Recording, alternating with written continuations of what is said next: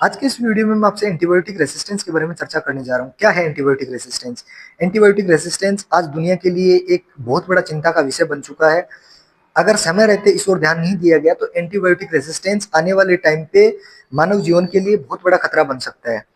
सबसे पहले मैं बात करूंगा एंटीबायोटिक रेसिस्टेंस होती क्या है। नॉर्मली हम बॉडी में बैक्टीरियल इन्फेक्शन होता है उसको खत्म करने के लिए एंटीबायोटिक्स खाते हैं। वो एंटीबायोटिक्स उस हार्मफुल बैक्टीरिया को खत्म करता है और अपनी बॉडी में जो इन्फेक्शन हो रहा होता है उसको कंट्रोल करता है।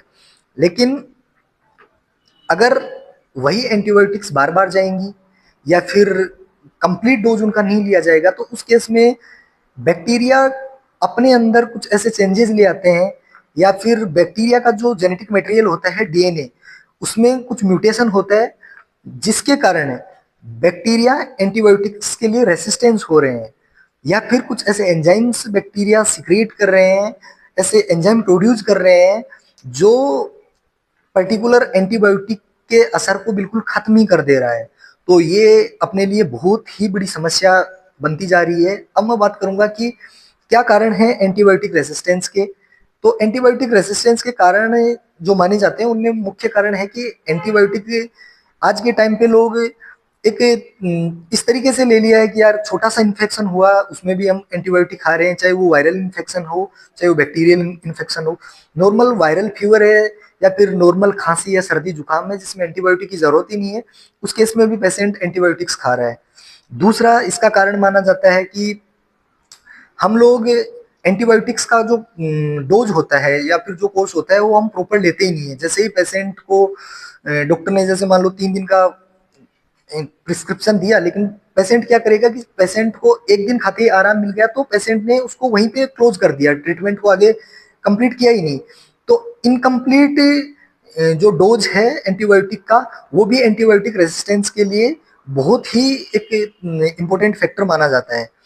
तीसरा इसका कारण है वो है कि बार बार हम सेम एंटीबायोटिक खा रहे हैं, बार बार हम एंटीबायोटिक्स सेम एंटीबायोटिक का यूज कर रहे हैं जबकि उस चीज की अपने को जरूरत ही नहीं है।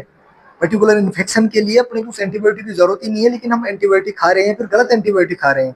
वो भी एंटीबायोटिक रेसिस्टेंस का एक कारण बनता है। बैक्टीरिया खुद के अंदर या अपने जीन में म्यूटेशन करता है, साथ में वो दूसरे बैक्टीरिया को वो चीज ट्रांसफर कर देता है जिसकी वजह से धीरे धीरे एंटीबायोटिक रेसिस्टेंस एक बहुत ही बड़ा मुद्दा बन गया है। अब मैं बात करूंगा कि एंटीबायोटिक रेसिस्टेंस से अपने को क्या नुकसान हो सकते हैं।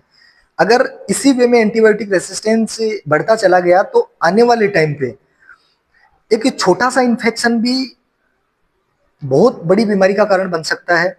या फिर जैसे हम बात करते हैं कि टीबी के केस में अगर एंटीबायोटिक्स काम करना बंद कर देंगी तो टीबी का ट्रीटमेंट ही पॉसिबल नहीं हो पाएगा। या फिर आईसीयू टाइम बढ़ रहा है पेशेंट्स का, आज के टाइम पे हम देख सकते हैं कि एक छोटे से इन्फेक्शन के लिए पेशेंट को आईसीयू में लंबे टाइम तक रहना पड़ रहा है।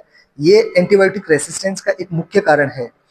तो अपने को बार बार एंटीबायोटिक्स लेना या फिर बिना डॉक्टर की सलाह के एंटीबायोटिक खाना बिल्कुल बंद करना होगा। अगर समय रहते हम लोग इस चीज को कंसिडर करते हैं तो ये अपने लिए बेहतर है। धन्यवाद। आज की वीडियो में बस इतना ही।